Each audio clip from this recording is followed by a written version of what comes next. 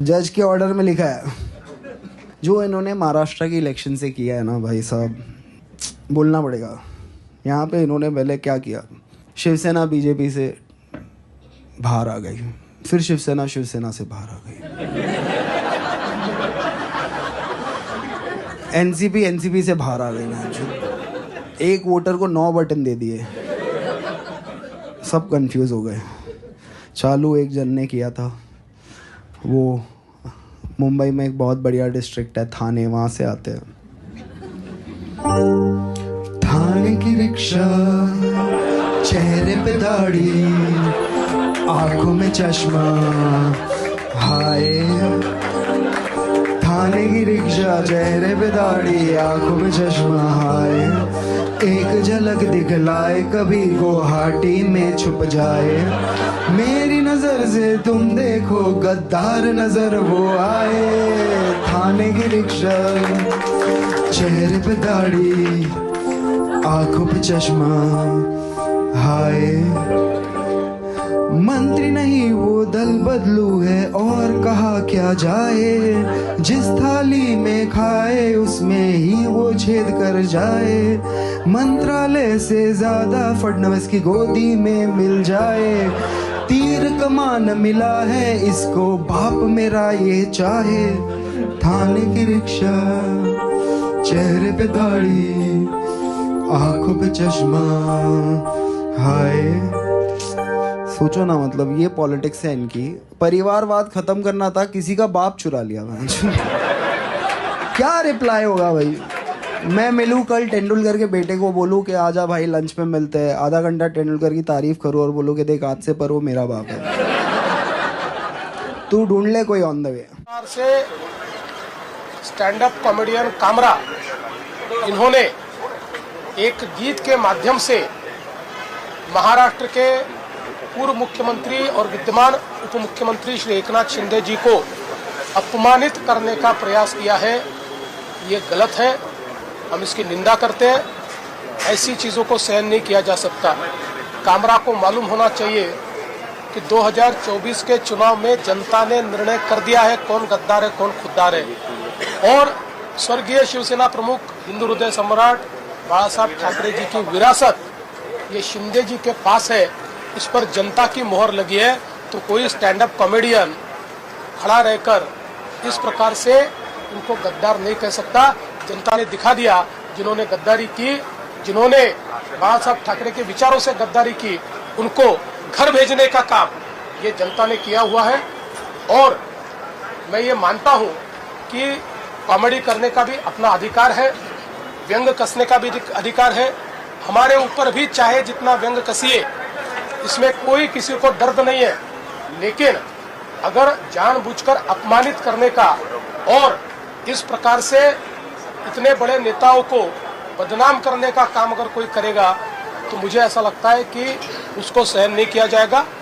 उस पर जो भी कानूनन कार्रवाई है वो कार्रवाई। क्या कहेंगे सर, कुणाल कामरा को लेकर अब एक्शन हो रहा है? कुणाल कामरा ने, मुझे नहीं लगता कुछ गलत कहा है। गद्दारों को गद्दार करना ये किसी पर हमला करने की बात नहीं है। जो गद्दार है वो गद्दार है।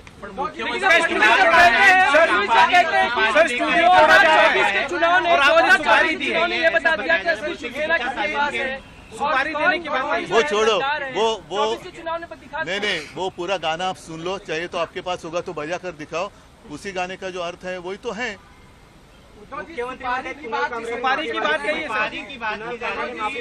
नाही, कुणाल कामरा जे सत्य आहे ती जनभावना बोललेला आहे। आणि असं जर असेल तर तुम्ही सांगा की जो कोणी सत्य बोलेल, सत्यमेव जयते खोडून टाका आणि गद्दारमेव जयते लावा। लेकिन पारी से बात कर रहे हैं, अभी शिवसेना के नेता सदन में हंगामा किए, बाहर नहीं, इस हमले से शिवसेना का कोई संबंध नहीं। ये गद्दार सेना ने किया है, इसका कोई शिवसेना से लेना देना नहीं है। जिसके खून में गद्दारी है वो शिवसैनिक हो ही नहीं सकता। गद्दारांचं उदात्तीकरण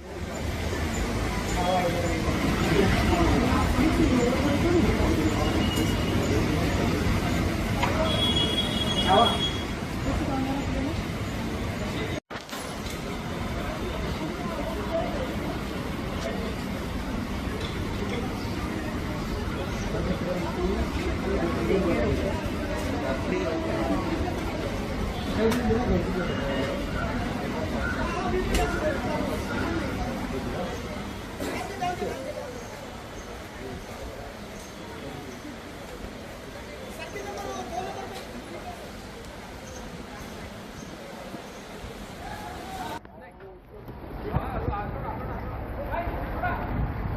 भाई हथौड़ा इधर इधर इधर दिखाओ, हथौड़ा दिखाओ, दिखाओ इधर इधर।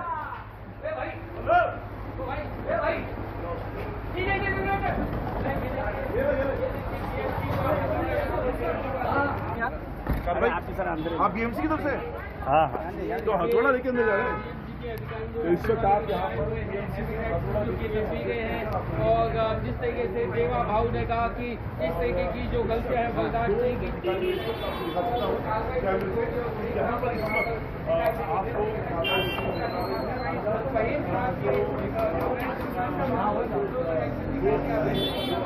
मुंबई में भी यहाँ पर देवा भाव की सरकार का जो है एक हथौड़ा एक्शन यहाँ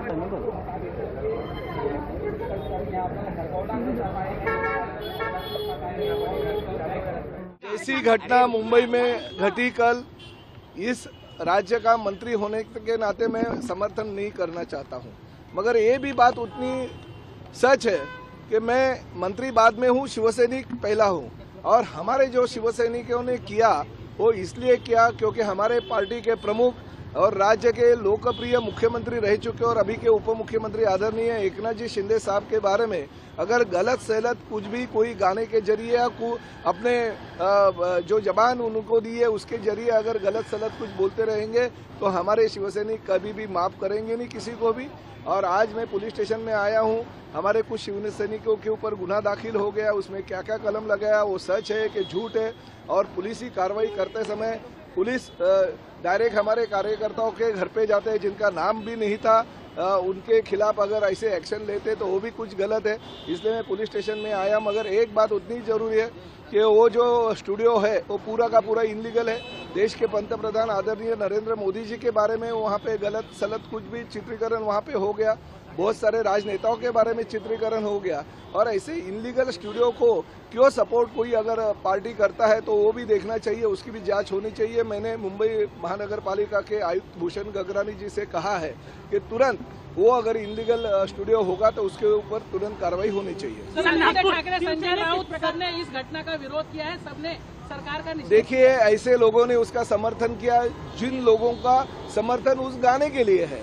कुछ घटनाएं जो घटी है मुंबई में घटी है, विधान भवन में घटी है, मुंबई हाईकोर्ट में घटी है, उसके ऊपर से लक्ष्य विचलित करने के लिए अगर ये चीजें उन्होंने की तो उसकी भी इंक्वायरी पुलिस ने करनी चाहिए, ऐसा भी मैंने डीसीपी को कहा है। और साथ ही में ये भी है कि 3 जनवरी को वो अगर गाना वो जो चीजें है वो चित्रीकरण उसका किया जाता है और बाद में अगर कल का कल यानी 70-75 दिन के बाद में वो अगर लोगों के सामने रखा जाता है तो इसके ऊपर भी ध्यान देना चाहिए, पुलिस ने इसकी इंक्वायरी करनी चाहिए। सर आपको किस पे शक है, इसके पीछे कौन है, आपको किस पे शक है सर, जिस प्रकार से वीडियो सामने आया? देखिए मैं किसके बारे में कुछ भी बताना नहीं चाहता हूँ, मगर ये हकीकत है कुछ चीजें जो होती है उसके ऊपर लक्ष्य विचलित करने के लिए ऐसी चीजें होने की शक्यता शासन का है। मैं हम लोग किसी का देखिए वो काम पुलिस का है, पुलिस को मैंने बोला है कि पूरी की पूरी जांच होनी चाहिए।